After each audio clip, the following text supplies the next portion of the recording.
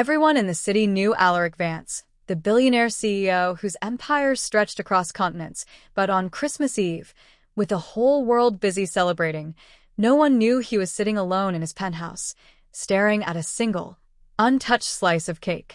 And no one knew that a tiny stranger, someone with little shoes and a heart bigger than the world, was about to walk into his life and change everything. The lonely tycoon. Alaric Vance had the kind of life most people only dream of. Private jets, offices in 12 countries, a boardroom influence that made global markets tremble. But behind the polished reputation and the tailored suits was a truth he never allowed anyone to see. Power didn't stop loneliness. Money didn't warm an empty house. Success didn't hug you on Christmas. His parents had passed years ago, and his only sibling had moved across the world. His relationships never lasted. His schedule swallowed everything. And now, at 38, he had learned to accept solitude as a normal part of the holidays. This year felt even heavier. The city outside sparkled with garlands and golden lights. Families walked hand in hand carrying gifts. Laughter spilled out of restaurants. But Alaric sat alone at a glass dining table designed for 12 guests, 12 chairs empty. He brushed away the thought and returned to his laptop, trying to drown the ache with work. The only light came from the towering Christmas tree his assistant had decorated for him. He hadn't even touched the ornaments. But work couldn't erase the silence. A silence so thick it felt like a weight pressing against his chest. The unexpected sound. Around 9 p.m., just when he decided to make himself tea, a strange sound echoed across the penthouse hallway. Tap, tap, tap. He froze. It wasn't the elevator. It wasn't the wind. It sounded like knocking, but very soft, almost like a tiny hand. At first he wondered if he imagined it, but then it came again a little faster. Tap, tap, tap. Alaric walked toward the door, confused. Security was tight. Nobody came up without permission. He opened it cautiously. Standing there, on the marble hallway floor, was a little girl, no older than 6 or 7. Her name, he would soon learn, was Mira Aloan. She wore a puffy red coat 2 sizes too big, knitted mittens, and a pair of boots decorated with stickers. Her cheeks were pink from the cold, and she held a small paper bag with a reindeer drawn on it. She looked up at him with big, shining hazel eyes and said, "Hi, mister. My mommy says it's polite to share Christmas treats with neighbors. But you weren't home and we tried earlier, so I came again." She lifted the bag toward him. Inside were 2 cookies, slightly broken but clearly made with love. Alaric blinked. Neighbors? He barely knew anyone in this building. And this child, this tiny stranger, was offering him something no one had offered in years. A piece of Christmas. A stranger's gift. "Did your mom send you by yourself?" he asked gently. Mira shook her head. "She's in the elevator. She walks slow 'cause she works a lot. But she said this floor is safe, and she can see me from there." Alaric looked down the hall, and indeed, there was a woman holding grocery bags, giving an apologetic wave. But Mira kept talking. "We moved in last week, and Mom said we should be friendly. But I saw your lights were on, but your house was dark. It made me think maybe you don't have anyone to share cookies with." No statement in the world should have hit a grown man that hard. His chest tightened, not painfully but in a way that felt like someone had peeled back an old bandage. He knelt down to her height. "No one has brought me cookies in a very long time," he said softly. "Thank you." Mira grinned, her missing front tooth making the smile even sweeter. Then, without hesitation, she wrapped her little arms around his neck. Alaric stiffened, shocked. No one had hugged him, truly hugged him, in years. She whispered, "Merry Christmas, mister." He swallowed. "Merry Christmas, Mira." An invitation no one expected. Myra's mom finally reached them. Her name was Sarah Aloan, a gentle-eyed woman with the exhaustion of single parenthood, yet with a grace that made it look effortless. She apologized immediately. "I hope she didn't bother you, sir. She's very friendly." Alaric shook his head. "Not at all." But Mira tugged his sleeve. "We're making a tiny Christmas party at home. Just me and Mommy. But we have extra chairs. You can come if you want." Sarah flushed. Mira, sweetheart, Mr. Alaric, he said. Mr. Alaric is probably very busy. He wasn't. For the first time in years, he wasn't busy at all. Myra's small hand slipped into his. You looked lonely. The words landed with the soft force of a truth no adult could have dared to say. Sarah started to apologize again, but Alaric lifted a hand. No, she's right. And then he surprised even himself. May I join your Christmas party? A different kind of warmth. Their apartment wasn't big. The furniture didn't match. The lights were uneven. The tree leaned a little. But it had something Alaric's penthouse never had. Warmth. Laughter. Life. Mira showed him her hand-drawn ornaments. Sarah offered him homemade soup. They played simple games, and Mira insisted he wear a paper crown made from magazine pages. Everyone deserves a crown once a year, she declared. He left their small home that night with something he hadn't felt in years. Belonging. The moment that changed everything. When it was time to leave, Mira grabbed his coat sleeve again. Mr. Alaric, next Christmas, can you come again? Or not just Christmas. You can come anytime. You don't have to be alone. His throat tightened. Sarah looked embarrassed. Mira. But Alaric knelt again and said, I would love that. Mira beamed. A little girl's kindness, a simple knock on a door, a paper bag of broken cookies. These tiny moments moved mountains inside a man who thought he had everything except love. And he didn't know it yet, but this was only the beginning of how they would change each other's lives forever. Alaric Vance thought he had merely visited a neighbor's Christmas party. But what he didn't realize was that Myra's invitation wasn't just a moment of kindness, it was a turning point. And soon, he would face a choice: return to his lonely empire, or step into a life filled with warmth, chaos, and love he never expected. The days after Christmas. The morning after Christmas, Alaric did something he had never done in his adult life.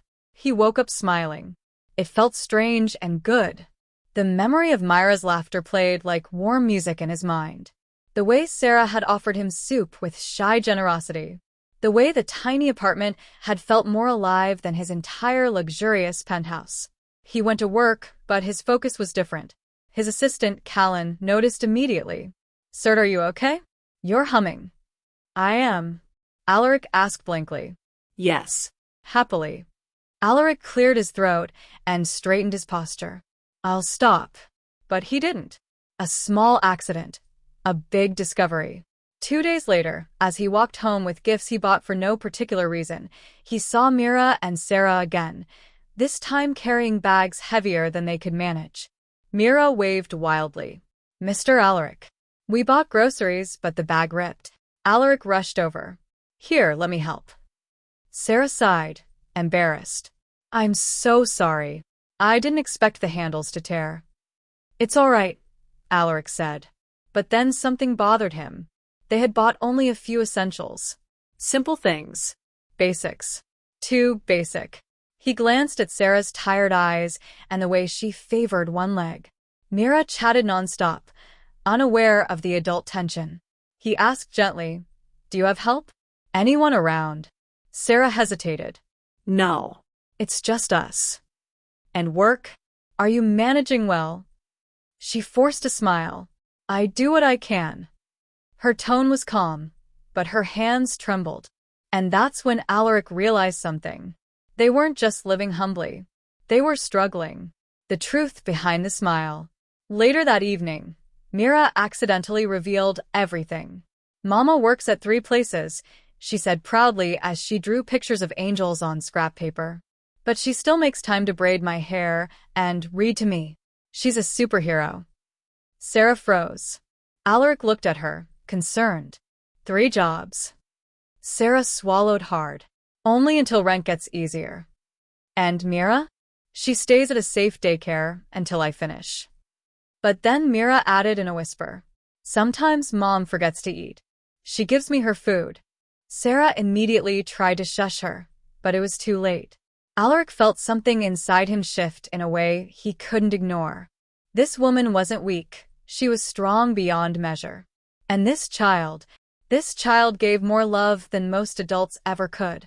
A choice he never expected to make. Alaric didn't want to appear intrusive, but he also couldn't stand by. Sarah, he said gently, let me help. I can get you a job at my company, something stable, safe, and well paid. She shook her head instantly. No. Thank you, but I don't want charity. It isn't charity, he said. It's an opportunity for someone who deserves it. But Sarah refused again. I've managed my whole life. I can manage now. Before Alaric could argue, Mira tugged her mother's sleeve. Mommy, Mr. Alaric helps people. You told me kind people help kind people. Sarah's eyes softened, but she still didn't agree. Not yet. The storm and the rescue. A week later, a winter storm hit the city hard.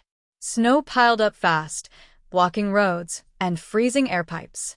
Alaric worried, but assumed they were safe.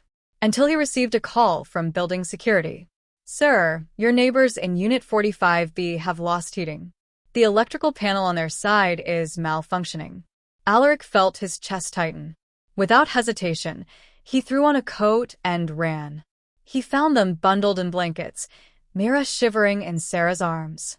And Mr. Alaric, Mira whispered weakly.